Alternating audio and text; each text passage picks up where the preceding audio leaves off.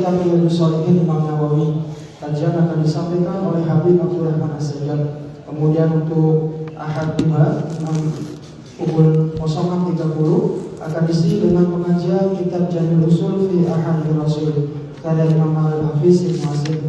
Kajian akan disampaikan oleh Ustaz Dr. Haji Khairan Emarif Emma. Demikian yang akan disampaikan kepada Ustaz untuk diserahkan. Wabillahi taufiq wal hidayah. Wassalamualaikum warahmatullahi wabarakatuh.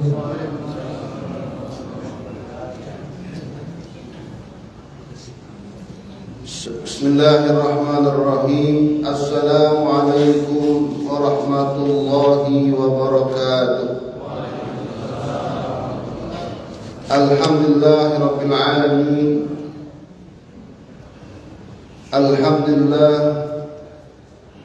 nasta'inuhu wa nastahdihi wa nastaghfiruh wa na'udzu billahi min shururi anfusina wa min sayyiati a'malina. من يهده الله فلا مضل له ومن يضلله فلا هادي له وأشهد أن لا إله إلا الله وحده لا شريك له وأشهد أن نبينا محمدا عبده ورسوله لا نبي بعده اللهم صل وسلم على حبيبنا وشفيعنا وسيدنا محمد المصطفى وعلى آله وصحبه أهل الصدق والوفاء أما بعد. Bapak-bapak, ibu-ibu rahimakumullah, mari kita melanjutkan kembali pengajian kita Tafsir Al-Munir karya Profesor Dr. Wahbah Az-Zuhaili. Kita melanjutkan surah Al-Baqarah ayat 148. Al-Baqarah ayat 148. أعوذ بالله السميع العليم من الشيطان الرجيم بسم الله الرحمن الرحيم ولكل وجهة هو موليها فاستبقوا الخيرات أينما تكونوا يأتي بكم الله جميعا إن الله على كل شيء قدير ومن حيث خرجت فول وجهك شطر المسجد الحرام وإنه للحق من ربك وما الله بغافل عما تعملون ومن حيث خرجت فول وجهك شطر المسجد الحرام وحيث ما كنتم فولوا وجوهكم شطره لئلا يكون للناس عليكم حجة إلا الذين ظلموا منهم فلا تخشوهم واخشوني ولأتم نعمتي عليكم ولعلكم تهتدون. Sadaqallahul Azim. Bismillahirrahmanirrahim. Kita membahas dalam hal ini tema yang diberikan oleh Syekh Wahbah Az-Zuhaili, yaitu al-ikhtilaf fil qiblati wa asbabu tahwiliha. Perbedaan perubahan kiblat dan sebab perubahannya. Bahwa sebelumnya telah kita bahas Nabi Muhammad kurang lebih sekitar 11 bulan, hampir 12 bulan itu sholat menghadap Masjidil Aqsa. Lalu ketika beliau berada di kota Madinah, maka turunlah firman Allah, qad nara taqalluba wajhika fis sama falan walliyannaka qiblatan tardaha. Allah Ta'ala menurunkan firman dan mengatakan, hai Muhammad, qad nara taqallubaka fis sama, kami telah melihat taqalluba wajhika fis sama, bolak-balik wajahmu ke atas langit. Nah, pengen Nabi Muhammad mengharap pindah kiblat. dari Masjidil Aqsa ke Masjidil Haram. Falan waliyannaka qiblatan tardaha, maka akan kami pindahkan untukmu kiblat yang kamu inginkan. Maka dinamakan Masjid Kiblatain. Kalau kita umroh, haji, nanti di sana ada masjid namanya Masjid Kiblatain. Saya pernah ketika sedang menuju Madinah itu Masjid Kiblatain, sebab di situ dua kiblat. Dua kiblat. Nabi Muhammad ketika sedang sholat asar, dalam berita itu sholat asar. Tiba-tiba ketika Nabi Muhammad sholat asar bersama umat Islam, turunlah firman Allah. Maka tanpa membatalkan sholat, Nabi Muhammad muter. Maka kalau kita mendapatkan teman kita yang salah kiblat, jangan dibatalin. Batal sholatnya, jangan begitu caranya. Ini berarti orang nggak paham ini. Bagaimana caranya? Pak Jenderal Anton menghadapi kiblatnya salah, Pak Muzamil badannya diapain? Digeser. Nah, ke sini kiblatnya. Dan yang digeser jangan marah juga.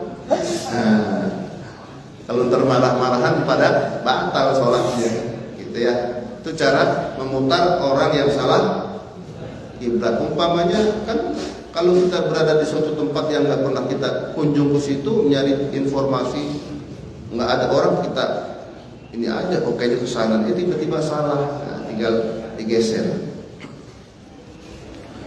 Bismillahirrahmanirrahim. Dari sisi qiraat, walikullin wijhatun huwa muwalliha, quri'at walikullin munawwanan, dibaca kullin dengan tanwin. Walikullin wijhatun marfu'an, walikullin wijhatun, ada yang dibaca dengan marfu', ya, dibaca dengan rafa, marfu'an, wijhatun. Muwalliha, lalu dibaca juga dengan dikasrahkan lam, muwalliha, isim fa'il muwalli, wa hiya qira'atul jumhur, muwalliha, dan ini adalah bacaannya jumhur, mayoritas para ahli qiraat. Ada juga yang membaca yang kedua muwallaha dengan difathahkan lam, yaitu isim maf'ul, dan ini bacaannya qiraah Ibnu Amir yang juga seorang ahli qiraatus sab'ah, namanya Ibnu Amir. Tapi yang lainnya adalah mayoritas membaca muwalliha, hanya Ibnu Amir yang membaca muwallaha. Nanti kalau bapak-bapak mendengar walikulli wijhatun huwa muwallaha, juga jangan disalahkan. Ya, sebab ada dua qiraat dan dua-duanya mereka mendengar dari Rasulullah. Sebab 7 itu adalah qiraah mutawatirah. Ya, qiraah mutawatirah. Maliki yaumiddin, ada yang membaca maliki yaumiddin, itu juga sama-sama qiraah mutawatirah. Jadi kita jangan gegabah mengatakan kamu salah, sebab ini adalah sumbernya riwayat. Sebab ahli qiraat tak pernah membaca berdasarkan inisiatif mereka. Mereka mendengar dari sahabat Nabi hingga ke Rasulullah.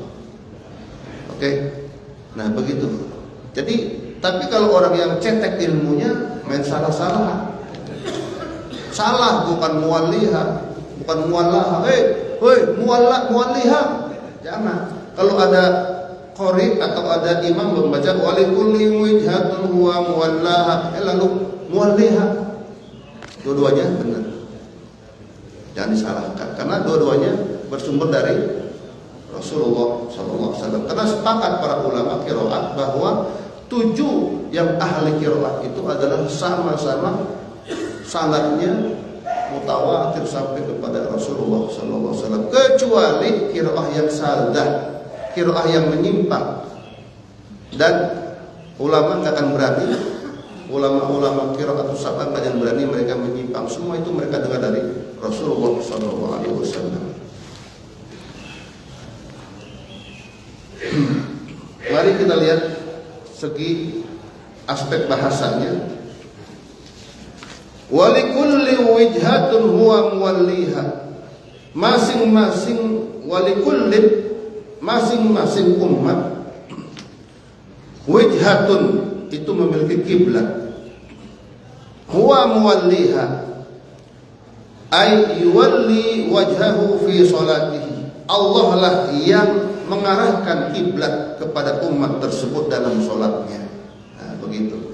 Jadi semua itu arah kiblat itu berdasarkan perintah Allah. Sebagaimana salat yang kita lakukan juga berdasarkan perintah Allah. Bapak-bapak sholat at-tahiyatul mubarakat itu adalah Jibril. Jadi Nabi Muhammad dibimbing sholat oleh malaikat Jibril. Jadi bukan bikin-bikin itu. Jadi semua itu adalah bukan bikin-bikin. Ya, sholat, haji itu semua ibadah-ibadah itu dibimbing oleh malaikat Jibril. Kurban itu termasuk diarahkan oleh malaikat Jibril. Ya, Bapak Ibu yang dirahmati Allah, itu fastabiqul khairat ay badiru ila ta'at wa qabuliha. Karenanya fastabiqul khairat, bergegaslah menuju kebaikan, ketaatan, wa qabuliha, dan bergegaslah menuju diterimanya ketaatan. Itu arti fastabiqul khairat. Ainama takunu ya'ti bikumullahu jami'a. Ya'ti bikumullahu jami'a yajma'ukum yawmal qiyamah wa yajazikum bi'amalikum. Ainama takunu, di mana saja kalian berada, ya'ti bikumullahu jami'a, Allah akan mendatangi kalian seluruhnya, yaitu mendatangkan kalian pada hari kiamat, dan kalian akan diberikan ganjaran dengan amalan-amalan kalian. Aina ma takun, di mana saja kita berada. Baik kita berada di Eropa, baik kita berada di benua Antartika, di benua manapun, mau di ujung timur maupun di ujung selatan, maka semua bumi Allah itu, siapa yang hidup di bumi Allah nanti di hari kiamat, dia akan dikumpulkan dan akan diberikan balasannya. Yang baik dibalas dengan kebaikan, yang buruk akan dibalas dengan keburukan.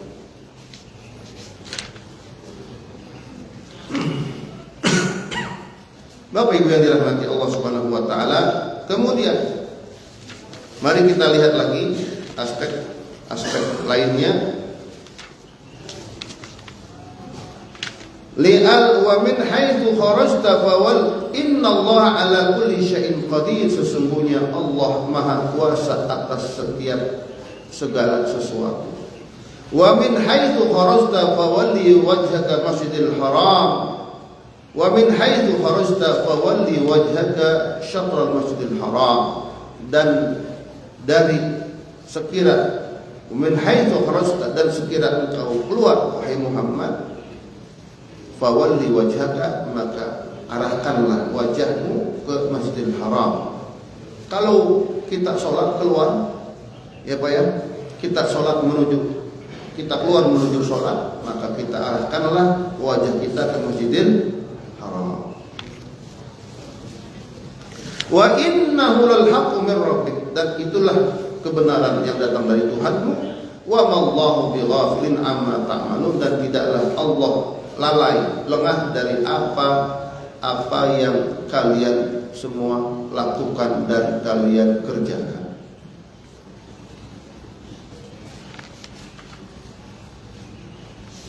Kemudian wa min haitsu kharajta fawalli wajhaka masjidil haram, fawalli wajhaka syatral masjidil haram. Dan dari sekira wa min haitsu kharajta, dan dari arah engkau keluar, dari tempat engkau keluar, kemana saja engkau keluar, hai Muhammad, arahkanlah wajahmu ke arah Masjidil Haram. Wa haitsu ma kuntum fawallu wujuhakum syatrah, dan di mana saja kalian berada, maka arahkanlah wajah kalian ke Masjidil Haram. Nah, Bapak Ibu yang dirahmati Allah, li'alla yakuna lin-nasi 'alaikum hujjah. Apa maknanya? Li'alla yakuna linnas, agar tidak ada bagi orang Yahudi atau orang-orang musyrikin hujjah. Kenapa Allah arahkan? Li'alla yakuna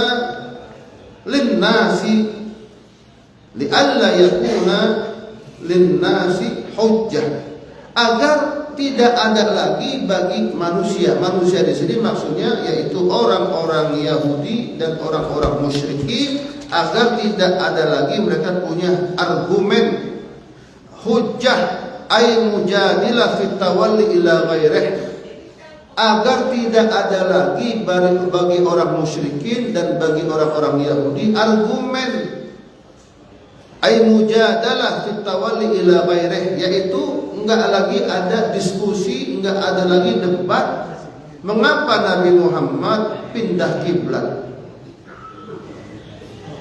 Mengapa Nabi Muhammad dipindahkan arah kiblatnya? Ailitan tafiya mujadalatuhum lakum min qaulil yahud yajhadu dinana wa yattabi qiblatana, yaitu untuk menghabiskan argumennya, menghentikan, meniadakan argumennya, debatnya orang-orang Yahudi dan musyrikin kepada kalian wahai Muhammad dan umat Islam, dengan ucapannya orang Yahudi yang mengatakan, tuh lihat Nabi Muhammad yajhadu dinana, dia menentang agama kita, tapi wa yattabi qiblatana, dia ngikuti arah kiblat kita. Jadi orang Yahudi mengatakan, tuh Muhammad kok enggak ikut agama kita, tapi kiblat kita dipakai sama dia. Agama Yahudi, sebab semua sebelumnya orang-orang Islam, orang-orang sebelum di era sebelum Nabi Muhammad, ya, Nabi Musa, Nabi Isa dulu sholatnya ke arah Masjidil Aqsa. Lalu ketika turun Nabi terakhir, maka Allah tukar arah kiblat kepada Masjidil Haram, yaitu untuk menghabiskan perdebatan orang-orang Yahudi yang mengatakan bahwa Nabi Muhammad tidak sejalan dengan agama kami, tapi kenapa kiblatnya ke Masjidil Aqsa? Nah sekarang Allah merubah ke Masjidil Haram. Bapak Ibu yang dirahmati Allah, Masya Allah. Para ulama menjelaskan bahwa Masjidil Haram itu adalah pusat sentral bumi. Jadi Masjidil Haram itu Allah jadikan bumi itu sentralnya ada di Mekah, ada di Ka'bah. Karenanya kemana saja arah kiblat harus diarahkan ke sana. Waktu saya di Ceko, lalu di Slovakia, lalu di daerah Slovakia, Ceko, di Austria. Di situ Pak Ustadz, di sini kami puasanya lama. Bayangin Pak, saya sholat maghrib itu jam 7:30 malam, maghrib. Isanya jam 10, isanya subuhnya jam 2 malam, subuh jam 2 malam. Jadi orang-orang Eropa, orang-orang masih jalan-jalan. Kita dari Indonesia itu jam 8 malam mata udah sepet. Supir-supir kita baru sholat, nggak baru sholat, mereka orang agamanya agama ateis. Mereka pun nggak sholat di gereja itu kosong Pak di Eropa. Nggak dipakai. Gereja itu di Eropa itu hanya buat piknik aja, buat foto-foto, buat turis. Bapak Ibu yang dirahmati Allah. Nah, lalu bagaimana puasa? Kita puasa ikuti sentral bumi. Sentral bumi itu ada di mana? Di Mekah. Nah, begitu mereka. Fatwanya melalui majelis ulamanya di Eropa, bahwa kita mengikuti puasa itu enggak mengikuti hitungan jam. Kalau hitungan jam, subuhnya jam 2. Mereka sahur jam 2. Jam 2 subuh, jam 2 kita lagi tidur, itu mereka udah sahur. Lantas sampai kapan? Sampai maghrib. Jam berapa maghribnya? 7:30 malam. Teler itu bayar. Nah, begitu.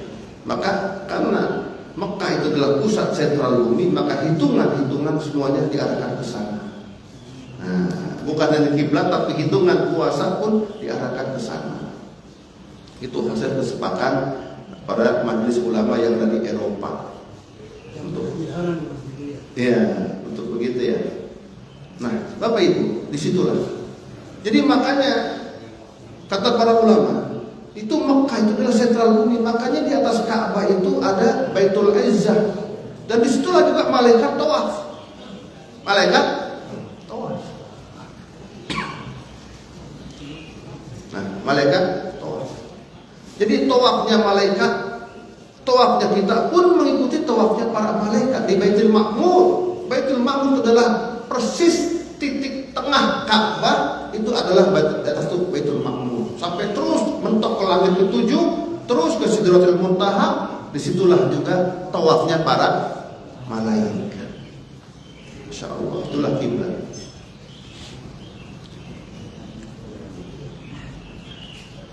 Nah, maka kalau bapak-bapak baca, nanti dibaca tentang Asratus Sya'ah Profesor Sulaiman Al-Asqar, Umar Sulaiman Al-Asqar, tanda-tanda hari kiamat. Nanti kata baginda Rasulullah SAW, menjelang datangnya akhir kiamat, nanti itu Mekah itu kosong. Orang nggak ada yang pergi haji ke Ka'bah, kosong. Kenapa Pak? Karena kondisi sudah tidak lagi aman. Karena Mekah nanti akan dikuasai oleh kekuatan asing, sehingga umat Islam nggak bisa lagi leluasa pergi haji. Coba. Maka ketika saya baca ini perang Iran lawan Amerika, sekutu ya Allah, sehingga keluar fatwa mufti dari Libya, dan dia mengatakan fatwa ini saya bertanggungjawabkan di hadapan Allah. Apa? Sekarang umat Islam nggak boleh lagi sering-sering umroh ke Mekah. Kenapa?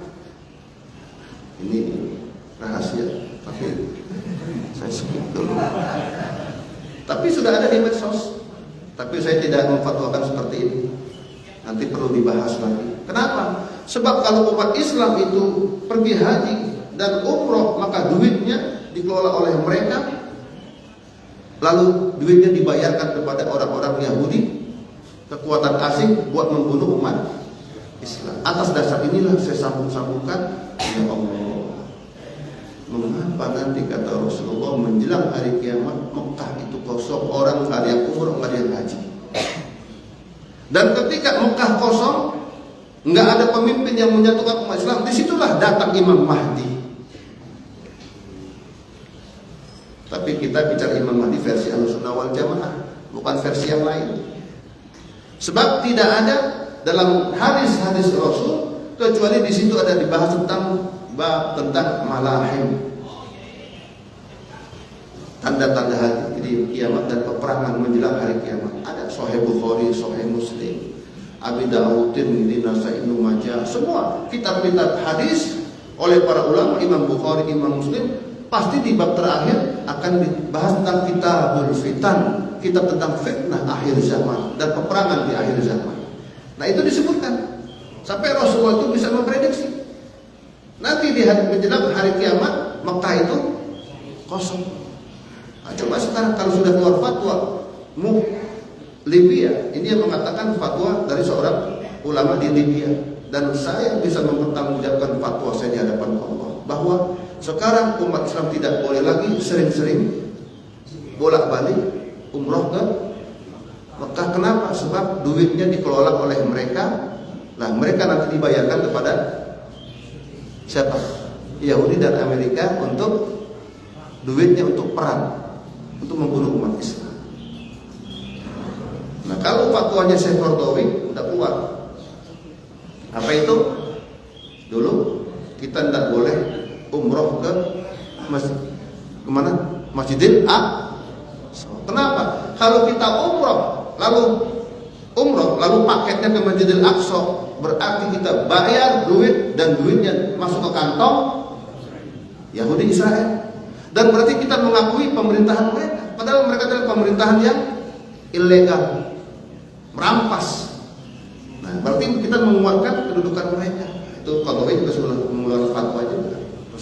ulama-ulama lainnya.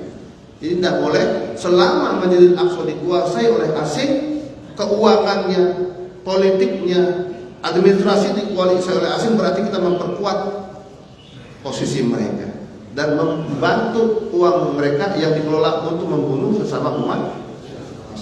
Masya Allah. Apa ya? Bapak Ibu yang dirahmati Allah Subhanahu wa taala, ini bicara tentang kiblat umat Islam. Nah, nanti disitulah baru muncul Imam Mahdi yang kata Rasulullah, wajahnya dia adalah termasuk keturunanku, keningnya lebar, ganteng orangnya. Nah, ketika dia datang Imam Mahdi, hidup beberapa tahun lamanya, nanti turunlah Nabi Isa. Dan ketika Nabi Isa turun, nanti pas datang dia turun menjelang sholat subuh. Nah, ketika itu tuh ketemulah Nabi Isa dan Imam Mahdi, dan Imam Mahdi mempersilahkan Nabi Isa untuk menjadi imam sholat subuh bersama umat Islam di dunia yang saat itu masih hidup. Allah a'lam. Apakah kita masih hidup mengalami ini? Allah a'lam. Sebab waktu ini di mata kita ribuan tahun, tapi di mata Allah, wa inna yawman inda rabbika ka'alfi sanatin mimma ta'udun. Sesungguhnya satu hari di mata Allah yang menurut kalian 1000 tahun, itu di mata Allah baru satu hari. Di mata kita ada 1000 tahun, tapi di mata Allah itu adalah satu hari. Bapak Ibu yang dirahmati Allah, di saat itulah kata Nabi Isa, engkau pemimpin kami, memimpin kami. Karena tidak ada, setiap umat ada pemimpinnya. Imam Mahdi lah adalah pemimpin kami, dan kaulah yang berhak menjadi imam.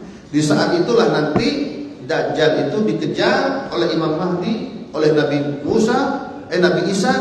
Di mana? Babuluddin, di pintu namanya Babuluddin, pintu Lut, adanya di Palestina. Dan disitulah pasukan Imam Mahdi yang bisa membunuh, dan Nabi Isa yang bisa membunuh Dajjal.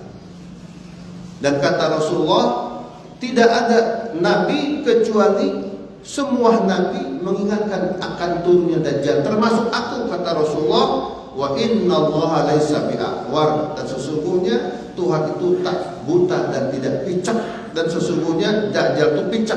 Tahu picek, Pak?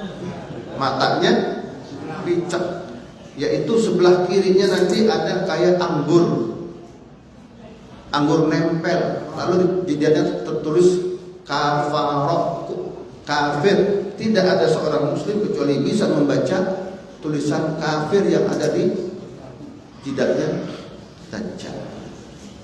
Dan kata Nabi Muhammad, sesungguhnya nanti yang bisa membunuh Dajjal hanyalah Nabi Isa bersama pasukannya Imam Mahdi. Di mana? Di Palestina.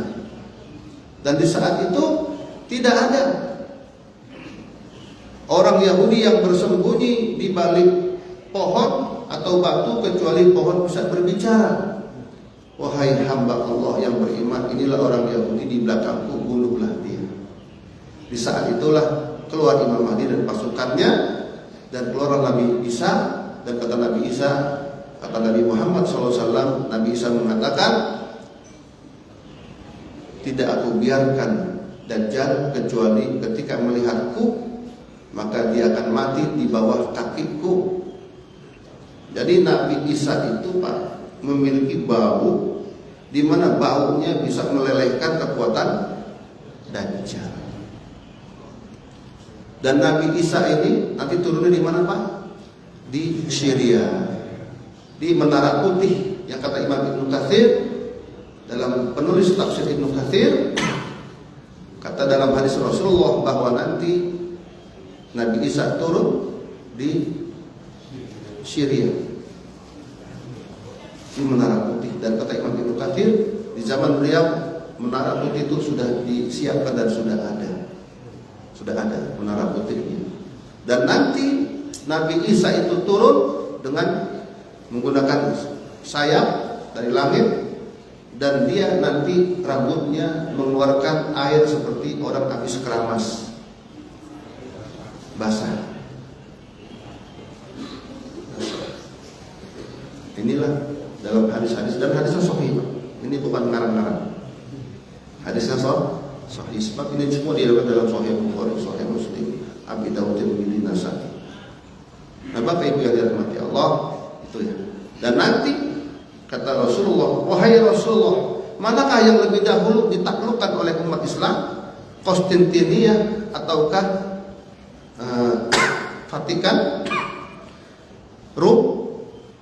Kata Rasulullah, sungguh yang akan ditaklukkan oleh umat Islam adalah Konstantinopel, yang sekarang adalah Turki. Maka Turki dulu di bawah Imperium Romawi. Dan kata Rasulullah, ni'mal amiru amiruha wa ni'mal jaisuha. Sehebat-hebat pemimpin di zaman itu adalah pemimpinnya Turki. Siapa itu? Ahmad Fatih, yang penakluk Turki itu siapa? Muhammad Fatih, yang menaklukkan Konstantinopel yang dahulu di bawah kekuasaan Romawi, lalu ditaklukkan oleh Muhammad Fatih. Sebaik-baik pemimpin adalah dia, dan sehebat-hebat tentara adalah tentaranya. Maka nanti kata Rasulullah, sebelum hari kiamat nanti yang akan ditaklukkan lagi adalah Romawi. Di mana Romawi? Vatikan. Nanti Vatikan nanti akan Muslim. Nah, maka Eropa sekarang sudah kosong. Di Eropa sekarang gereja nggak laku. Saya ke Eropa, ke Rusia, ke Ceko, ke Austria, ke Slovakia, datang ke gereja-gereja yang sudah ribuan tahun dibangun, nggak ada jamaahnya. Jamaahnya udah nggak bergairah dengan agama. Nah, nanti itu semua akan masuk Islam. Dan sebelum hari kiamat nanti bumi ini Islam. Nah, setelah Islam itu tadi datanglah, ditutup dengan Imam Mahdi, Nabi Isa, barulah kiamat kubro, kiamat besar, kiamat yang sesungguhnya. Bapak Ibu yang dirahmati Allah, inilah sejarah-sejarah atau kitabul fitan, atau pembahasan hadis-hadis Rasulullah tentang fitnah-fitnah nanti yang datang di akhir zaman. Ya, kembali ke kiblat. Bapak Ibu yang dirahmati Allah Subhanahu wa taala,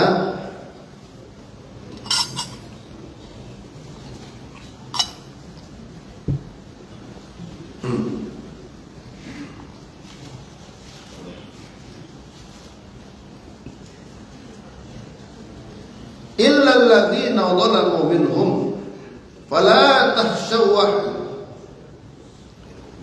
li'alla yakuna lin-nasi 'alaikum hujjah illal ladzina dhalamu minhum, kecuali orang-orang yang zalim, yang menentang, yang mengatakan, mereka mengatakan mata hawala ilaiha illa milan ila dini abaihi wal istisna muttasil wal mana la yakunu li ahad alaikum kalam illa kalam haula. Sebab orang-orang Yahudi mengatakan mata hawala ilaiha illa milan ila dini abaihi. Tidaklah Nabi Muhammad pindah kiblat dari Masjidil Aqsa ke Masjidil Haram kecuali karena Nabi Muhammad cenderung kepada agama moyang-moyangnya. Tidak. Nabi Muhammad pindah arah kiblat bukan karena ikut agama nenek, bukan karena nenek moyangnya ada di Quraisy lalu tidak. Itu adalah pilihan Allah, bukan pilihan karena Nabi Muhammad pengen mengikuti agama nenek moyang mereka. Itu ditepis oleh Allah, illal ladzina dhalamu minhum fala takhshawhum, janganlah engkau takut kepada mereka hai Muhammad, la takhafu jidalahum fit tawalli ilaiha. Janganlah kalian takut wahai umat Islam dengan perdebatannya orang-orang Yahudi fit tawalli ilaiha, tentang mengapa Nabi Muhammad pindah kiblat dari Masjidil Aqsa ke Masjidil Haram. Sampai kapan Pak? Sampai hari kiamat. Pak Ustadz kan pindah kiblat lagi enggak? Enggak ada lagi, karena pindah kiblat itu harus ada wahyu, ada nabi. Sementara Nabi Muhammad sudah nabi terakhir. Nah, jadi setelah Nabi Muhammad itu sudah dinamakan akhir zaman Pak. Jadi semenjak Nabi Muhammad diutus, itulah dinamakan akhir zaman. Jadi jangan Bapak berpikir akhir zaman itu kapan? Nanti. Ini udah akhir zaman. Sebab hitungannya, kata Nabi Muhammad, sesungguhnya hitungan aku dengan umat sebelum kalian adalah bagaikan sholat maghrib sampai isya. Maghrib sampai isya. Jadi waktu ini, era ini sudah diambil oleh para nabi. Adam, Idris, Nuh, Soleh, Ibrahim, Lut, semua itu hitungan waktu sampai datang hari kiamat ini sudah diambil oleh para nabi. Dan masa aku menjelang hari kiamat bagaikan antara asar sampai maghrib. Nah maghrib udah kiamat, udah maghrib, udah gak ada waktu lagi, sudah kiamat. Nah sementara Nabi Muhammad di masa beliau diangkat menjadi nabi sampai datang hari kiamat bagaikan antara waktu asar sampai maghrib. Kan bapak-bapak Muzamil kalau sudah asar semangat. Yang tadi puasa lemes-lemes, udah asar ya. Wah, udah cari apa Pak? Makanan, udah semangat ya. Sebab mau buka. Orang kalau sudah asar udah cari makanan. Ya. Cari buat takjil. Itulah masa, karena sudah dekat Pak. Udah mau buka puasa. Nah ini juga udah mau kiamat. Era Nabi Muhammad sampai kiamat bagaikan waktu dari asar sampai maghrib. Wahsyauni, dan takutilah aku. Jadi Pak Ustadz, kita takut mati Pak. Betul Pak Bapak? Mati semua kita, takut nggak takut sama Allah pasti mati. Takut sama Allah mati, nggak takut sama Allah juga mati juga. Kecuali kita kalau nggak takut sama Allah kita nggak mati, ya nggak apa-apa. Sebab takut sama Allah nggak takut sama Allah juga sama-sama mati. Ya. Wal utimma nikmati alaikum, dan untuk aku sempurnakan atas kalian agamaku, bil hidayati ila ma'alimi dinikum, yaitu dengan Allah berikan petunjuk tentang rambu-rambu agama kalian. Kama arsalna fikum rasulan minkum yatlu alaikum ayatina wa yuzakkikum wa yu'allimukumul kitaba wal hikmata wa yu'allimukum ma lam takunu ta'lamun fadhkuruni adkurkum washkuru li wa la takfurun. Sebagaimana kami utus ya, kama arsalna fikum rasulan, sebagaimana telah kami utus di tengah kalian seorang rasul dari kalian yang membacakan atas kalian ayat Allah, mensucikan jiwa kalian, mengajarkan Alkitab dan Al-Hikmah, dan mengajarkan apa yang tak kalian ketahui. Fadhkuruni, maka itu ingatlah aku, niscaya aku akan ingat kalian, dan bersyukurlah, berterima kasihlah kepadaku, dan janganlah engkau ingkar. Bapak Ibu yang dirahmati Allah Subhanahu wa taala, ya, mari kita lihat bagaimana tafsirnya. Tastabiru hadil ayat.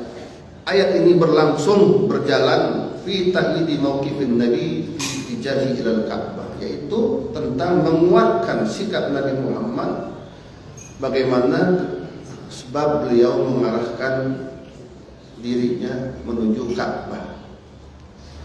Dan ayat ini sebagai bentuk pembatalan tuduhan orang-orang Yahudi dan orang-orang musyrikin yang mengingkar kepada Allah. Maka Allah sebutkan bahwa setiap umat itu punya arah kiblat, punya arah Semua orang Yahudi punya arah kiblat. Orang Nasrani, orang Hindu, orang Buddha, mereka punya arah kiblat. Nah, orang Buddha dia punya kiblat sendiri, mana kiblatnya? Orang Hindu punya kiblat juga, kemana kiblatnya? Orang Yahudi punya kiblat juga. Termasuk orang-orang Yahudi yang ada di Indonesia, dia juga punya kiblat. Kiblat rayanya ada. Falil Yahudu kiblat, maka orang Yahudi punya kiblat. Walil Nasara kiblat, orang Nasrani punya kiblat. Walil Muslimina kiblat, pun orang Islam punya kiblat. Walaysa likulli umam kiblah wahidah, dan walaysa likulli umam kiblah wahidah, dan tidaklah satu umat ini, masing-masing umat ini kiblatnya satu, bukan. Ada umat Yahudi dia punya kiblat, ada orang Nasrani punya kiblat. Jadi umat yang banyak itu punya kiblat masing-masing. Fal wajibut taslim li amril wahyi wa laysatil qiblatu asasuddin. Yang wajib bagi kita adalah berserah diri, tunduk dengan perintah wahyu, dan bukanlah kiblat itu adalah asas agama. Wa innamal muhimmut tasabuq ila fi'lil khairat. Yang terpenting adalah berlomba-lomba bergegas menuju kebaikan. Dan Allah wallahu yujazi kulla amilin bima amil, dan Allah akan memberikan balasan kepada setiap orang yang beramal. Wal amkinatu fi mizanillahi wahidah fala tujadilu fi tahwilil qiblah. Dan tempat-tempat itu dalam neraca Allah itu satu. Timur, barat, utara, selatan, itu di mata Allah satu. Sekalipun ada timur, ada barat, ada selatan, ada Masjidil Aqsa, ada Masjidil Haram, di mata Allah itu satu. Fala tujadilu fi tahwilil qiblah. Karenanya janganlah kalian berdebat tentang perubahan arah kiblat, wala taqtaridu alaih, dan janganlah kalian menentang. Dan kiblatnya umat Islam itu satu di seluruh penjuru bumi yang berbeda-beda. Fil barri wal bahri wal jaw, baik udara, baik darat. Pak Ustadz, bagaimana sholatnya orang yang astronom? Sholatnya gimana Pak? Apa sholatnya begini? Kan dia dari langit lalu ke bawah, mau kiblatnya ke bawah? Enggak, ke arah ya, tapi kan enggak ada. Selama ini enggak ada astronom orang Islam. Ya. Wala faedah min muhajatil musyrikin fil qiblah, dan tak ada faedah untuk mendebat orang-orang musyrikin tentang kiblat. Bal ihsyallaha wa la ta'sulahu amra, akan tetapi takutlah kepada Allah dan janganlah bermaksiat dengan perintah-perintahnya. Fa inna ma takunu ya'ti bikumullahu jami'a yaumil qiyamah, sebab di mana saja kalian berada, kalian akan didatangkan oleh Allah di hari kiamat. Sampai orang yang matinya dimakan binatang buas nanti akan dikembalikan kepada Allah. Sampai orang yang matinya abunya dibakar pun nanti akan dikembalikan, didatangkan kepada Allah. Sampai orang yang mati hangus, kebakar sekalipun nanti akan dikembalikan kepada Allah. Ya. Fayuhasibukum ala a'malikum, maka Allah akan melakukan hisab, perhitungan terhadap amal kalian, dan Allah Maha kuasa atas segala sesuatu. Bapak Ibu yang dirahmati Allah Subhanahu wa taala. Nah, bagaimana kata Profesor Wahbah Zuhairi itu tentang tafsilu hadzal makna ijmali, penjelasan makna global pada ayat ini adalah bahwa setiap umat itu punya arah yang menjadi arah kiblat sholatnya. Nabi Ibrahim, Nabi Ismail itu keduanya Ka'bah. Awalnya Nabi Ibrahim, Nabi Ismail kemana Pak? Ke Ka'bah. Wa banu Israil yastaqbiluna shahra Baitul Maqdis. Orang-orang Israel arah kiblatnya di mana Pak? Batu di Baitul Maqdis, batu ratapan ya, yang sekarang menjadi batu. Wan Nasara yastaqbilun al-masyriq, dan Nasrani mereka arah kiblatnya mana Pak? Timur. Mana Pak? Timur. Kemana? Ke Vatikan. Arah kiblatnya ke timur.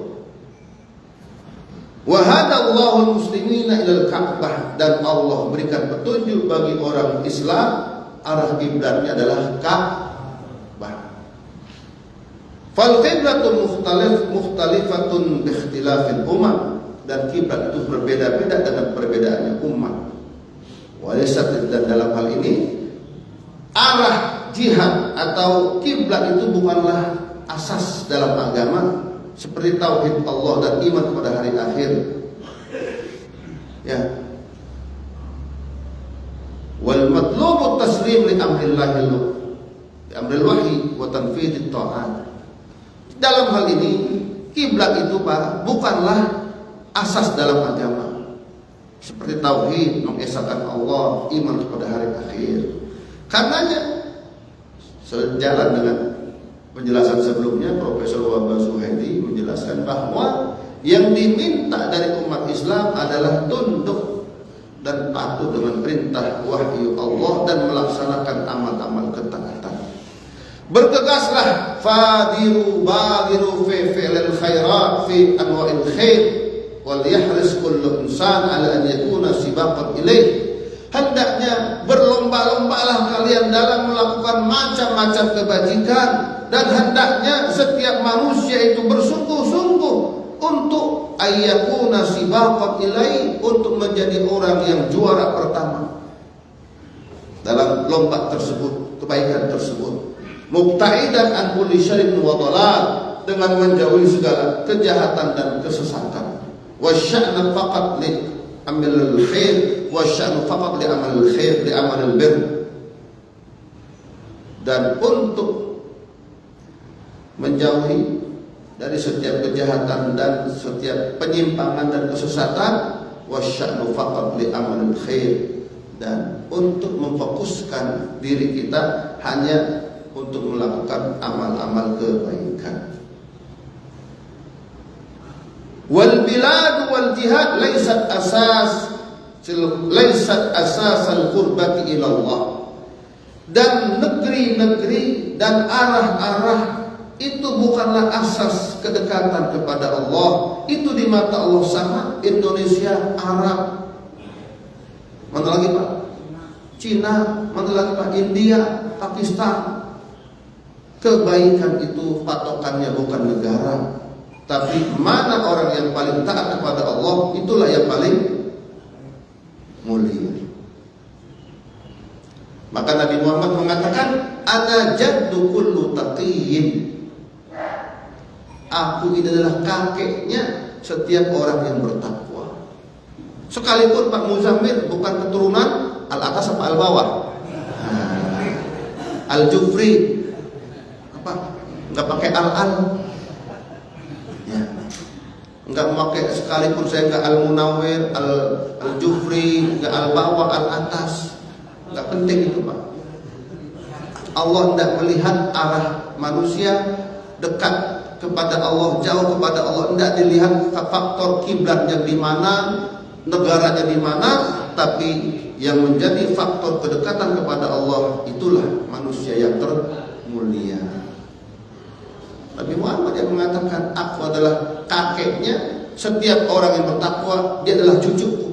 Daripada jadi kakek cucu Nabi Muhammad tapi kelakuannya kayak Abu Jahal, gak ada guna. Nasab itu gak berguna. Nasab itu untuk apa? Sebetulnya mengapa tahu nasab? Supaya kita sadar kamu tuh nasabmu orang baik, itu bapakmu, ibu, maka kamu jangan berubah. Tuh, nggak ada guna. Ngaku-ngaku saya kan keturunan Pangeran Jayakarta, Prabu Siliwangi, nggak ada guna kalau nggak pernah sholat. Nggak ada guna.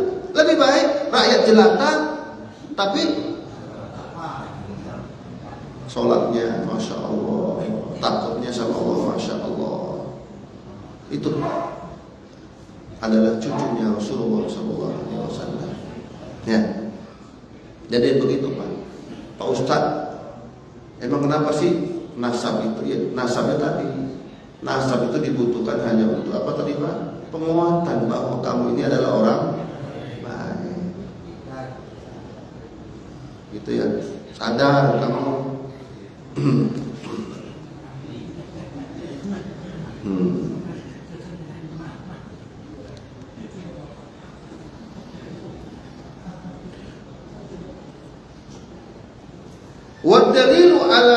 Wadalil anna Allah la yujizu dalil. Ya. Karenanya di mana saja, di tempat mana saja, mau di Eropa, mau di Jawa, mau di Madura, mau di Sulawesi, mau di Sumatera, bahwa nanti kalian akan didatangkan di hari kiamat di hadapan Allah. Dari manapun kalian, kan itu Pak ya. Yauma yakhrujuna minal ajdathi ka'annahum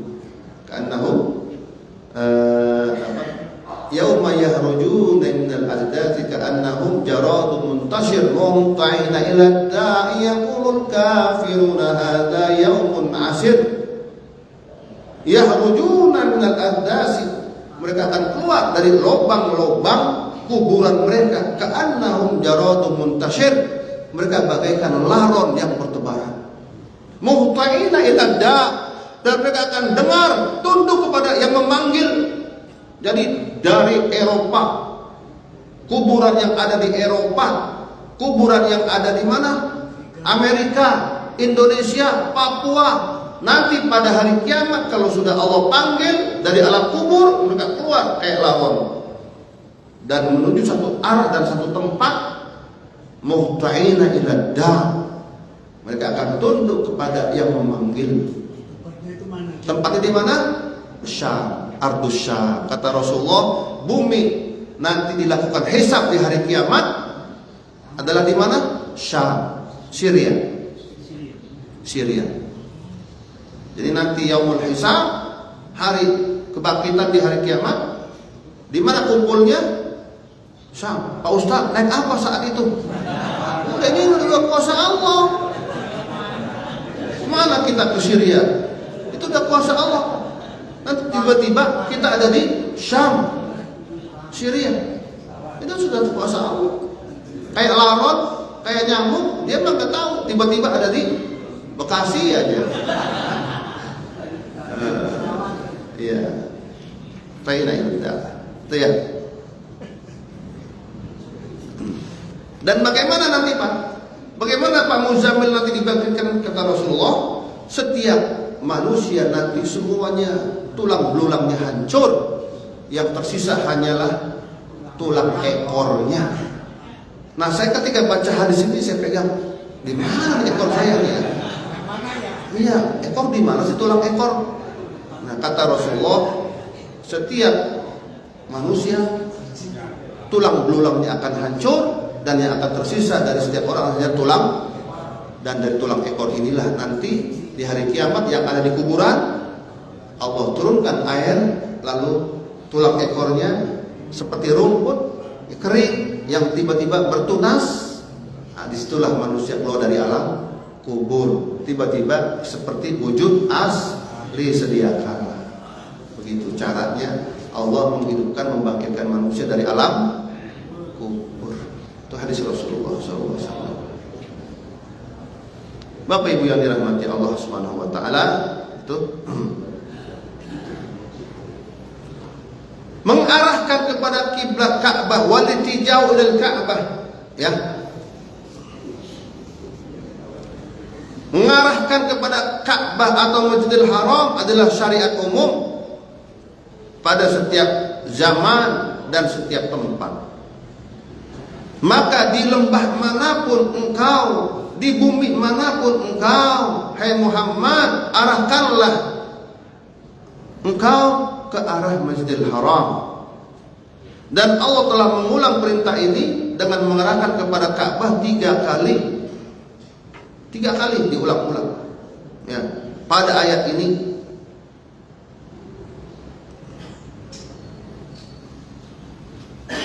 Kemudian, mari kita lihat lagi penjelasannya. Yang terakhir, apa fikih kehidupannya? Fadhkuruni adhkurkum.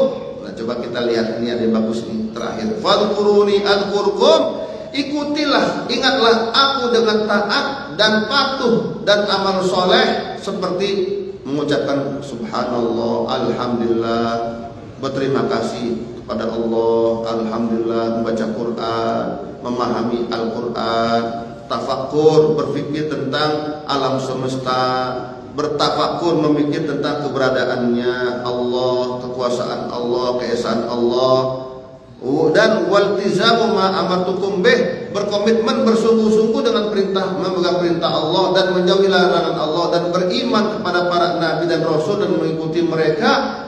Adzkurkum indi bisawabil ihsan. Kalau kalian ingat itu semua, akan aku ingat kalian, yaitu aku berikan balasan dan kebaikan, dan akan aku limpahkan kebaikan dan terus-menerusan kebahagiaan dan kemuliaan, dan akan aku banggakan kalian di hadapan para malaikat. Washkuru ni'mati allati an'amtu 'alaikum, dan bersyukurlah terhadap nikmatku yang telah aku berikan kepada kalian dengan hati kalian, lisan kalian, dan gunakanlah seluruh anggota kalian fima khuliqa lahu, sesuai peruntukannya, minal khair, yaitu untuk kebaikan, wan naf'i, dan kemanfaatan. Dan janganlah kalian ingkari nikmat itu lalu digunakan di jalan-jalan yang tidak benar, ya, dan tak dibenarkan oleh akal yang sehat. Sebab aku pun akan memberikan balasan kepada kalian. Jika baik, aku balas dengan baik, dan jika buruk, aku balas dengan buruk. Jadi bapak-bapak, kalau punya kekayaan, kan bapak yang orang kaya makan 1 piring juga, betul Pak Anton? Gak mungkin Pak Anton itu pagi hari makan 5 piring. Sekaya-kayanya Pak Anton, pasti 1 piring juga, paling nambah-nambah ya 2 piring. Nah, selain itu di mana gunakan untuk kebaikan. Jadi rasa syukur kita, lisan ini digunakan bicara yang baik, itu syukur kita kepada Allah. Makanya kalau bapak punya ilmu, lalu nggak digunakan ilmu ditebarkan kepada orang lain, berarti bapak nggak bersyukur atas nikmat ilmu. Jadi kalau bapak punya ilmu, punya pengetahuan, jelaskan orang-orang yang tersesat. Nih dalil. Berarti saya bersyukur atas ilmu saya. Itu syukurnya ilmu adalah bicara. Makanya kata Rasulullah, orang yang bisa bicara, punya ilmu, tapi dia diam, sesungguhnya adalah bagaikan setan yang bisu. Kata Rasulullah, orang yang berdiam mengucapkan kebenaran, dia bagaikan setan bisu. Padahal dia tahu ilmunya, tapi dia diam. Setan dia sebetulnya, Pak. Itu syukur lisan. Nah, syukur mata, baca Quran. Syukur telinga, gunakan mendengar ilmu. Itu syukurnya telinga, mata. Syukur kaki, hayya 'alas shalah, berangkat masjid. Syukurnya harta, gunakan perbaikan masjid, perbaikan agama-agama Allah, anak yatim, janda-janda. Silakan disumbang. Fakir du'afa, miskin, diapain Pak? Dibantu. Itu syukur. Ya. Tapi kalau kita tak gunakan itu untuk semua itu, berarti kita termasuk walain kafartum. Tapi kalau kalian ingkar, duitnya nggak pernah digunakan kebaikan, buat foya-foya, ya, punya duit buat hanya koleksi mobil-mobil mewah. Ini mobil mewah, dilihatin, dilak-lak, ya, koleksi apa lagi? Tapi nggak pernah dibutuhkan. Ada fakir miskin, nggak pernah nyumbang. Ada yatim, nggak pernah nyumbang. Itulah sesungguhnya orang yang bohong dalam agamanya. Sekalipun sholatnya hebat, puasanya hebat, dia tetap masuk Ara'aita alladzi yukadzibu, itulah orang yang dusta dalam agamanya. Siapakah mereka? Orang yang menyia-nyiakan anak yatim kesusahan, anak yatim enggak sekolah, sampai dia bunuh diri, ya kan? Gantung diri, Pak. Gara-gara nggak bisa beli buku pelajaran. Ya Allah. Begitu. Ya. Itulah fikih kehidupannya. Jadi mengarahkan ke kiblat itu fikih kehidupannya. Satu, mengarahkan kiblat adalah salah satu cara untuk menyatukan umat. Maksud hakikat dari ini adalah ikhlaskan ibadah karena Allah. Ayyan kanat jihatul ittijah fi shalah. Ya, itu. Jadi mengapa Allah memberikan kita kiblat yang satu? Indonesia, manapun Eropa, kiblatnya ke Mekah itu untuk menyatukan. Dan kemudian perintah yang berikutnya, wal amru fi qawlihi fastabiqul khairat, maksud adalah bersegera, berlomba-lomba melaksanakan perintah Allah, yaitu mengarahkan kiblat kita ke Masjidil Haram. Wa in kana yatadammanu al-hath 'ala al-mubadarah isti'mal ila jami' ta'at fi umum al-lafz fa idza al-ma'na al-murad kama qala Qurtubi al-mubadarah bis shalah awal waqtiha fastabiqul khairat. Sekalipun kata Imam Qurtubi ayat ini berbicara berlomba-lomba dalam semua ketaatan, tapi kata Imam Qurtubi sesungguhnya makna yang dimaksudkan pada ayat ini adalah berlomba-lomba untuk sholat pada tepat awal waktu. Fastabiqul khairat. Betul. Apa saja yang baik-baik kita berlomba-lomba. Namun ada yang lebih penting dari berlomba-lomba yang umum itu adalah, kenapa Pak? Patokannya orang yang sholatnya tepat waktu, itulah yang kebaikan lainnya akan ikut. Tapi kalau itu sudah ketinggalan, yang lain akan tertinggal. Oke. Wa yusannul ibradu bidh-dhuhri 'inda Malik wa Syafi'i li silatil hurm. Namun menurut madhab Imam Malik dan Syafi'i disunahkan, yaitu di waktu zuhur ini wa yusannul ibrad bidh-dhuhri, agar ketika jangan terlalu panas, udah mulai waktunya udah mulai agak lambat dikit, ketika sudah adem barulah sholat zuhur. Tapi bagi Imam Qurtubi ya, tapi di sini katanya hanya kata Imam Syafi'i dan Malik, tapi yang lain berlomba-lomba bersegera. Ini nggak terlalu dipakai di negeri kita ya, karena kita siang pun nggak terlalu panas. Tapi kalau Bapak di Pakistan, saya pernah ke Pakistan Pak, ya Allah, itu telur ditaruh di tengah jalan setengah matang, 45 derajat panasnya. Baru itu jangan terlalu sholatnya terlalu siang, pas agak mulai agak renduh dikit baru sholat zuhur. Ya, buruknya. Sebagaimana sabda Rasulullah, inna syiddatal har min fayhi jahannam, fa idza sadal haru fa abitu bis shalah. Sebagaimana sabda Rasulullah, sesungguhnya panasnya yang sangat panas itu adalah termasuk fayhu jahannam, yaitu lepehannya neraka jahannam. Tahu lepehan? Oh. Uap. Uap. Jadi sangat panasnya adalah, kondisi sangat panas adalah uapnya neraka jahannam. Nah, fa idza stadal har, dan jika sangat datangnya panas, maka dinginkanlah dengan sholat. Dinginkanlah dengan sholat. Makanya bapak-bapak kalau sangat panas itu didinginin dengan sholat. Sebab orang kalau sholat pasti wudhu, jadi dingin. Makanya bapak-bapak kalau anaknya kena demam, segera dikompres. Jangan sampai panas didiamkan. Sebab fayhu jahannam, itu adalah fayhu jahannam. Orang demam, sangat demam, itu adalah fayhu jahannam, adalah uapnya jahannam. Maka dinginkanlah dia dengan air, dikompres, badannya dikompres supaya dinginnya, panasnya reda. Nah kalau kita dikompres dengan apa? Sholat. Sebab sebelum sholat kita butuh dingin. Bapak Ibu yang dirahmati Allah Subhanahu wa taala. Kemudian yang terakhir apalagi wa qawlu ta'ala illal ladzina zalamu minkum, diriwayatkan ya, illal ladzina zalamu. Sudah habis waktunya ya? Habis? Oke. Silakan. Monggo silakan.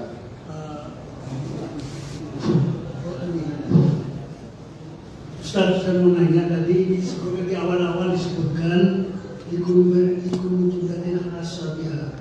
Yahudi punya kiblat, Nasara punya kiblat, dan Muslim punya kiblat. Ini punya kesan seakan-akan semua agama itu bisa masuk surga. Pertanyaan saya sekarang itu, yang zaman sekarang itu yang Nasrani yang mayoritas mungkin 70% itu hidup dunia Nasrani, Yahudi juga yang disebutkan, dan Islam. Iya. Yang zaman sekarang itu kan kalau keyakinan kita hanya Muslim yang masuk Islam kan? Iya. Pertanyaan saya itu, apa seakan-akan ini Yahudi dan Nasrani masuk Islam? Iya. Kiblat di sini. Masuk surga. Iya. Nah, kiblat di sini artinya tadi orang Yahudi punya kiblat, betul. Orang Nasrani punya kiblat, betul. Kiblatnya adalah apa? Titik sentral mereka itu punya kiblat. Nah, kiblat sini adalah titik pemikiran mereka. Ada kiblatnya. Nah, titik kiblat kita kemana? Maka kata Zainuddin MZ, otak boleh Jerman, betul. Otak boleh, tapi hati ke Mekah. Nah, apakah agama sama? Tidak. Kiblat di sini maksudnya tidak menjamin kan? Kiblat itu bukan menjamin, dia bukan asas agama. Yang menjamin adalah apa? Taat kepada Allah. Bukan berarti orang Nasrani punya kiblat masuk surga, tidak. Kata Rasulullah, orang Nasrani mana saja, orang Yahudi mana saja yang mendapatkan aku lalu tak beriman kepadaku lalu dia mati, pasti dia mati menjadi ahli neraka. Oke, itu mah sudah jelas Pak. Ya. Oke, ada lagi? Terima kasih Pak. Ya. Pintu langit itu ada di atas Al-Aqsa. Pintu langit. Iya. Apakah di atas Makkah juga? Karena kiblat kita di Makkah. Nah, tapi Nabi kita mau menghadap Allah itu Al-Aqsa dulu. Kalau itu saya jawab langsung kan. Kalau itu saya belum dapat penjelasan hadisnya. Nah, kalau tadi itu memang oleh para ulama diceritakan. Apakah pintu langit itu adalah ada di Masjidil Aqsa? Wallahu a'lam. Memang Nabi Muhammad tuh Isra Mi'raj. Mi'raj itu naik ke atas langit. Maka dia dari Masjidil Aqsa naik ke atas langit. Kan sebelum Nabi Muhammad naik ke atas langit, dia izin sama malaikat. Dan Jibril mengatakan, siapa ini? Ini adalah Muhammad. Izinkan aku naik ke atas langit. Maka diizinkanlah. Begitu Pak. Jadi ada penjaga langitnya Pak. Ada penjaga lah. Nah, baru dibuka langit itu. Nah, bagaimana? Ini sudah di luar nalar kita. Bagaimana pintu langit dibuka oleh malaikat, lalu naik lagi Nabi Muhammad ke langit kedua, dan lagi malaikat Jibril minta izin, izinkan aku, ini adalah Muhammad. Apakah dia sudah dapat wahyu dari Allah? Ya, dibukalah langit kedua. Dan di setiap langit itu ada makhluk. Sebagaimana kita di bumi ada makhluk, itu manusia, di atas langit ada malaikat. Langit kedua ada makhluk lagi Pak. Langit ketiga makhluk. Jadi kita hidup kayak di hotel Pak. Ini kayak hotel, bumi ini kayak hotel tingkat atau lantai 1, 2, 3. Oke. Jadi Bapak Ibu, kesimpulannya adalah kiblat agama adalah tauhid, mengesahkan Allah, beriman kepada hari akhir, dan tidak menjadi patokan barat, timur, utara, selatan, itu tidak menjamin. Yang menjamin adalah fastabiqul, mana orang Indonesia sekalipun dia rajin taat kepada Allah, cinta kepada Rasul, maka boleh jadi dia lebih mulia dari orang Arab, orang Eropa. Ini udah kita jelek, hidungnya pesek, jelek pula di akhirat. Jangan sampai Jangan. Oke. Nah, Pak Muzamil perlu dicatat. Jadi jumlah orang Nasrani ini hampir seimbang dengan umat Islam di dunia. Iya. Jadi mereka tidak terlalu 70% enggak sampai. Jadi mereka ini hampir imbang jumlah. Jadi betul. Jadi penganut agama terbesar di dunia adalah Nasrani. Dan kedua baru Indonesia, baru Islam. Tapi itu pun pautannya nggak terlalu jauh. Dan sekarang di Nasrani sekarang sedang mengalami penurunan dalam beragama. Maka tadi saya katakan, saya ke Rusia Pak, ke masjidnya Soekarno di Moskow. Saya datang setengah jam 11, setengah 12. Pak, buka dong masjidnya. Pak, di sini nggak boleh dibuka masjid. Entar jam 12 baru dibuka merbotnya, bukan masjid. Satu-satunya masjid di Moskow. Dan itu katanya diresmikan oleh Presiden Soekarno. Lalu kapan? Entar jam 12. Kan azannya di sini jam 12. Zuhur. Kita buka, kali ada Allahu Akbar, Allahu Akbar, nggak ada azan. Sholatnya masing-masing, pribadi-pribadi, nggak ada jamaah. Jadi dibuka aja. Jadi datang ke masjid, sholat satu pulang, datang lagi satu pulang. Di Moskow begitu. Satu-satunya ada itu dekat kedutaan KBRI di Moskow. Itu saya sholat Jumat di situ. Sholat Jumat di situ. Itu satu-satunya. Tapi yang lain nggak ada sholat Jumat. Itu pun di bawah, setiap yang datang pasti dilihat oleh tentara, diawasi, dan mereka megang senjata semua. Dan saya lihat orang-orang yang sholat, ya Allah, tampaknya kumpul-kumpul. Karena orang-orang migran ya, Rusia pendatang. Lalu saya datang ke kantor wali kota di Moskow. Ya Allah, mancung-mancung, putih-putih, tinggi-tinggi, bersih-bersih, nggak perempuan nggak laki-lakinya. Tapi itu semua kata Rasulullah, nanti semua itu sebelum hari kiamat mereka akan masuk Islam. Telah ditaklukkan Konstantinopel, Turki, dan sekarang jatuh ke pangkat umat Islam. Ayah masjid apa itu? Ayah apa itu? Ayah Sofia ya. Ayah Sofia itu kan masjid sebelum hari Nabi Muhammad. Itu masjid peninggalannya Romawi. Kata Rasulullah, wahai Rasulullah, manakah yang akan ditaklukkan sebelum hari kiamat, nanti di akhir zaman? Apakah Romawi atau Konstantinopel? Itulah nanti akan ditaklukkan di bawah kepemimpinan tadi siapa? Muhammad dan nanti terakhir sebelum kiamat akan ditaklukkan adalah Romawi. Sekarang Romawi itu siapa? Amerika, Inggris, Jerman, siapa lagi tuh? Australia. Kiblat mereka tuh mana? Vatikan. Tadi Pak Muzamil, mana kiblatnya? Vatikan kiblat mereka. Dan nanti Vatikan akan ditaklukkan oleh umat Islam. Baru nanti datanglah hari kiamat. Jadi kiamat tidak akan datang kecuali Islam akan jaya sebagaimana dahulu jaya di masa Nabi Muhammad. Nah sekarang sedang menunjukkan Islam ini semua mulai menyatu bangkit setelah peristiwa perang Iran lawan Israel. Ini sudah mulai bangkit umat Islam, sadar bahwa selama ini mereka diadu domba, dipecah-pecah.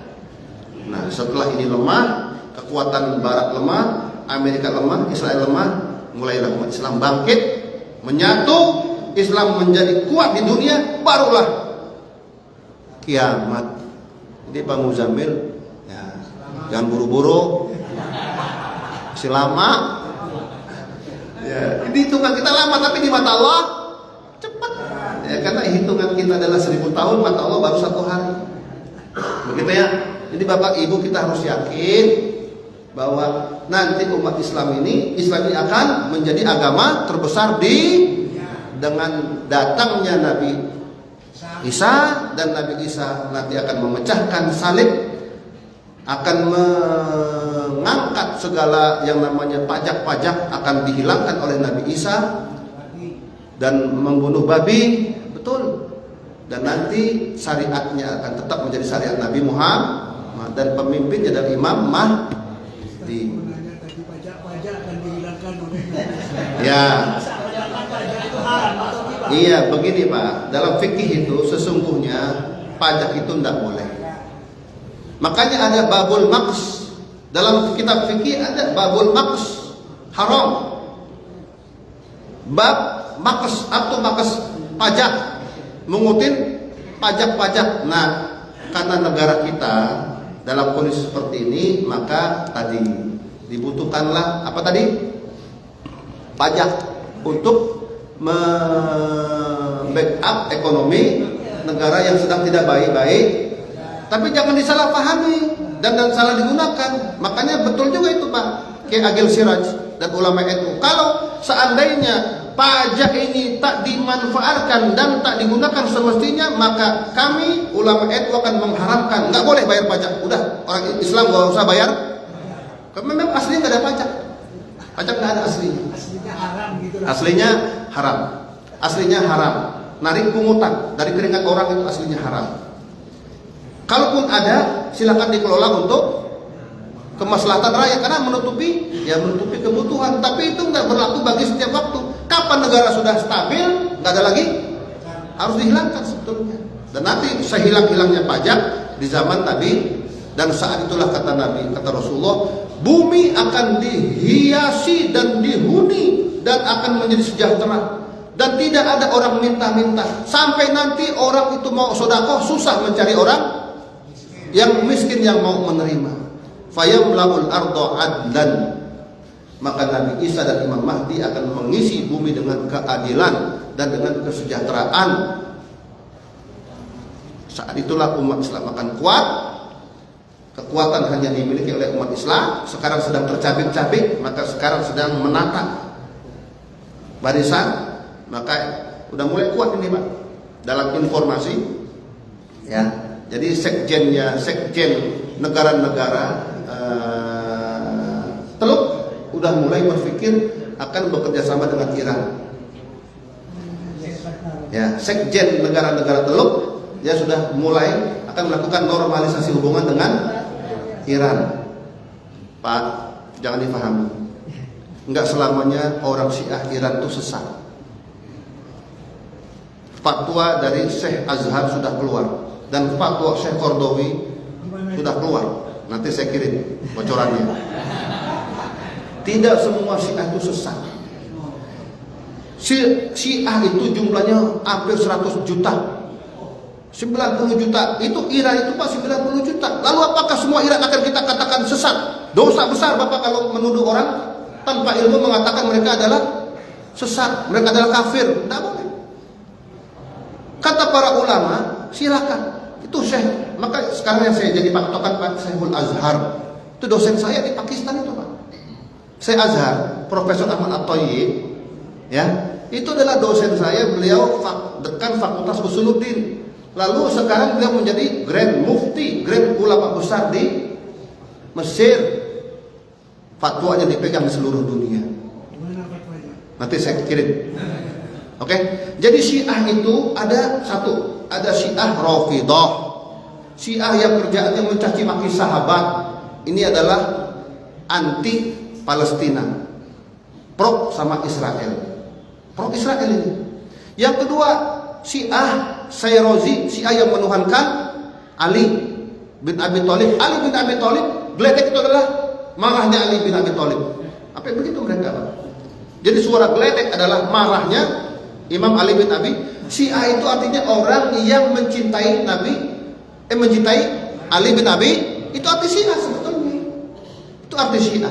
Syiah adalah artinya orang yang lebih mendahulukan Ali bin Abi Thalib daripada Abu Bakar, Umar dan Uts. Menurut mereka adalah yang berhak menjadi pemimpin adalah Ali, bukannya Abu Bakar, Umar, Utsman. Itu aja.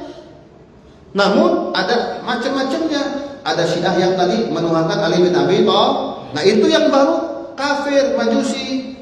Dan itu adalah pro Israel. Yang kedua ada Syiah Rafidah, Syiah yang kerjanya mencaci maki sahabat. Ini sesat juga.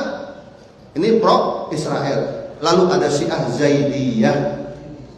Ini yang sekarang Houthi Yaman ini Syiah Zaidiyah, dan itu adalah Syiahnya mendekati Ahlussunnah wal Jamaah. Sebab saya punya kitab tafsir namanya Tafsir Fathul Qadir Baina Fannai Riwayah wa Dirayah. Itu penulis adalah Syiah.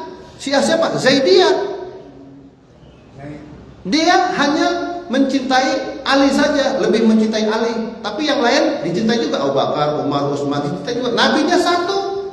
Bohong kalau Syiah itu katanya mengatakan Syiah itu Qurannya beda, bohong, sesat. Lebih bagus kalau yang ini. Nah, kalau ini bagus sektenya nih Pak, Zaidiyah, Houthi, Yaman, itu Zaidiyah Pak. Yang kedua Syiah Imamiyah, Isna Asyariyah, Ja'fariyah, yang sekarang Iran sekarang. Itu Syiahnya Imamiyah. Dia memahami bahwa imam itu adalah 12 pemimpin mereka. Ali bin Abi Thalib di antaranya, terus Musa al-Kazim, terus. Lalu fikihnya Ja'fariyah, pakai fikih Ja'fari, dan kata Syekh Shaltun, fikih Ja'fariyah itu adalah termasuk mazhab Islam. Jadi mereka bukan Majusi, mereka bukan sesat. Yang bikin mereka Majusi sesat adalah orang-orang Wahabi, Salafi, Takfiri yang kerjaannya hanya mengkafirkan. Tujuannya apa? Untuk menanamkan permusuhan, perpecahan antara Sunni dengan Syiah, sehingga umat Islam gak akan pernah kuat dan solid. Kerjanya Basalamah. Nah, itu kerjanya dia. Itu Pak. Ya. Tuh. Jadi bapak-bapak harus paham ini Pak. Jangan sampai kita termakan. Jadi harus solid umat Islam ini. Makanya saya selalu nulis status. Kata, selama Tuhannya satu, Nabinya satu, Qurannya satu, kiblatnya satu, haram kita menuduh orang itu adalah kafir, haram. Dan nanti bapak siap-siap menanggung dosanya hari kiamat. Itu sama dengan kita. Sama. Jadi sholatnya beda. Kan sholatnya tangannya nggak begini Pak. Begini sholatnya. Sholatnya begini aja. Dan ini mazhab Maliki juga ada. Di Tunis, di Maroko, sholatnya begini. Alhamdulillah. Jadi bapak jangan kagetan. Wah, susah. Ini sholatnya. Ini adalah Syiah Ja'fariyah Imamiyah Isna Asyar. Dan kata Profesor Shaltun, mufti besar Mesir, dia termasuk mazhab Islam. Bab dalam fikih mazhab Maliki ada juga sholatnya gini. Tangannya apa? Enggak, sidang tengah. Dan termasuk di Maroko, nanti bapak muslim Maroko, Tunis sholatnya begini. Lalu apakah bapak mengatakan puluhan juta mereka sesat? Nah, hati-hati. Jadi jangan gampang nyesatin orang. Jadi yang tukang nyesatin orang itu adalah aliran Salafi, Wahabi, Takfiri, dan aliran ISIS. Yang kemarin ISIS. Dan itu adalah bentukannya, bikinannya adalah ya agen Zionis Israel. Jadi cerdas. Jangan mudah diadu domba. Karena memang misi mereka, kita selalu diadu domba biar orang Islam Indonesia berantem terus. Selama kita berantem terus gak akan pernah kuat menang. Itulah memang divide and impera. Itu adalah motonya orang penjajah, memecah belah dari dalam barisan dalam. Oke.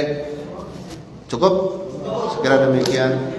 Astagfirullahaladzim. Walakal hamdu ya ma'bud. Ya Rabbana lakal hamdu walakal mulku walakal syukru kama yanbaghi li jalali wajhika wa li 'azimi sultanik.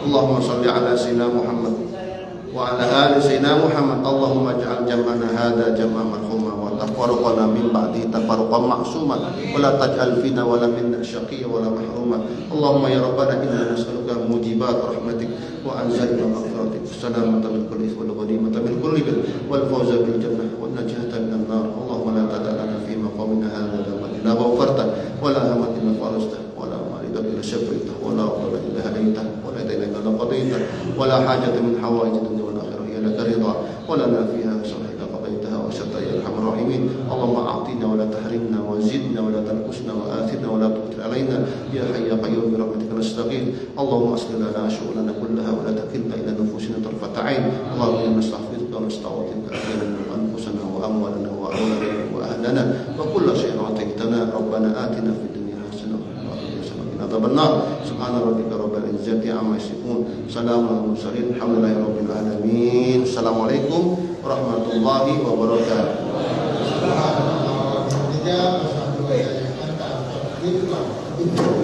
Sallallahu ala Muhammad sallallahu alaihi wasallam. Terima kasih Pak Kiai. Terima kasih, mantap. Terima kasih Pak Ustaz.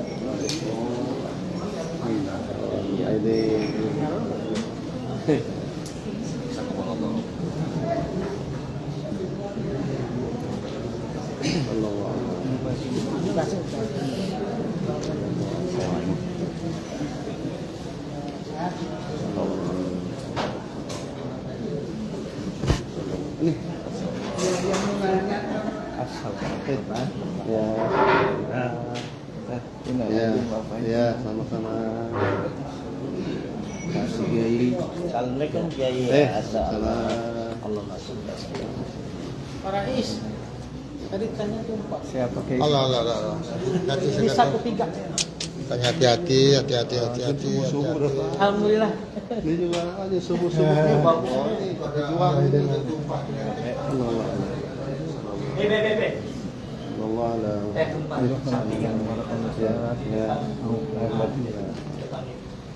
Di mana itu? Panjang. Masya Allah. Masya Allah. Akhirnya dia mau Iya. Salam.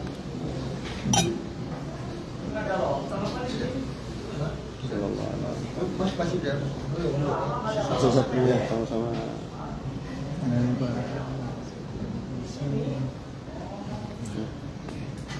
Terima kasih.